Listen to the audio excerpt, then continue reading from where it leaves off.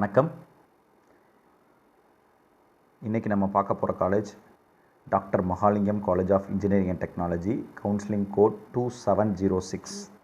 இப்போ இந்த காலேஜை நான் ஏன் எடுத்திருக்கேன் எல்லோரும் கேட்கலாம். இந்த காலேஜில் எதுவுமே இருக்காதே, அப்புறம் எதுக்காக நீங்கள் இதை எடுத்தீங்கன்ட்டு. இந்த காலேஜில் 2 விதமான கோர்ஸ்கள் கிடைக்க வாய்ப்புகள் இருக்குது பிசி கேண்டிடேட்ஸுக்கு.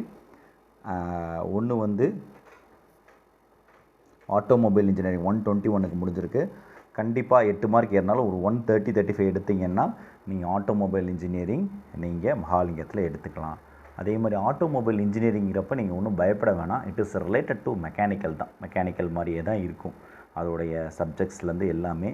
இன்னொன்று அட்டானமஸுங்கிறதால அவங்க சிலபஸ் வந்து திட்டத்தட்ட மெக்கானிக்கலை ஒத்தியே தான் இருக்கும். ஸோ டோன்ட் வரி, அது கிடச்சா எடுக்கலாம். நெக்ஸ்ட்டு சிவில் இன்ஜினியரிங் பார்த்திங்கன்னா 106க்கு முடிஞ்சிருச்சு. ஸோ சிவில் இன்ஜினியரிங் ஒரு நல்ல காலேஜில் நீங்கள் படிக்கணும் அப்படிங்கன்னா நீங்கள் மகாலிங்கம் காலேஜ் எடுத்துக்கலாம். ஸோ அதுக்கு முன்னாடி உங்களுக்கு வந்து பார்த்திங்கன்னா குமரகுருவோ ஸ்ரீகிருஷ்ணாவோ இருக்கிறதுக்கு வாய்ப்புகள் இருந்தால் அதை எடுத்துக்கோங்க. ஸோ பிசி கேண்டிடேட்ஸ்க்கு நான் இப்போ பேசிகிட்டு இருக்கேன்.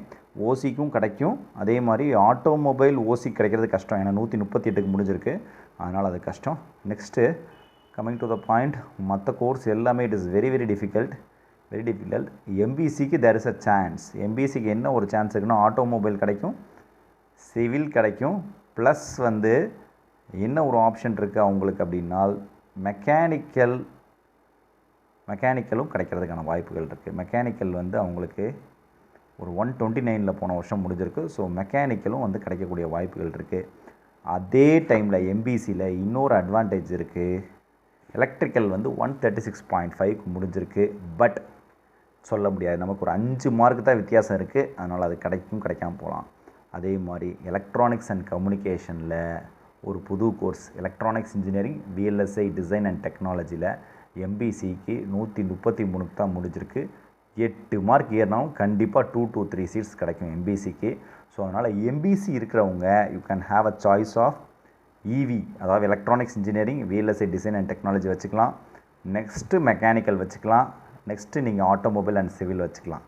எம்பிசி மார்க்கை பொறுத்து வச்சுக்கோங்க. எம்பிசி கேண்டிடேட்ஸ் மார்க்கை பொறுத்து வச்சுக்கோங்க. ஒரு 138 எடுத்திருக்கீங்கன்னா எலக்ட்ரானிக்ஸ் இன்ஜினியரிங் கிடச்சா அது ஒரு வெயிட் தான்.